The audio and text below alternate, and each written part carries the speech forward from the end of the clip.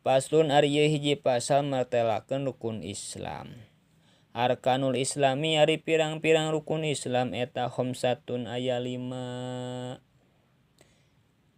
Syahadatun kahiji nyaksian sanyana kalakuan la ilaha henteu aya pangeran anu wajib diibadahan illallah angin Gusti Allah wa anna Muhammadan sanyana Kanjeng Nabi Muhammad eta Rasulullah utusan Allah wa iqamus sholati sareng kaduana ngadegeun salat wa itauz zakati sareng katiluna ngaluarkeun zakat wa shaumu ramadhana sareng kaopatna saum dina sasi Ramadan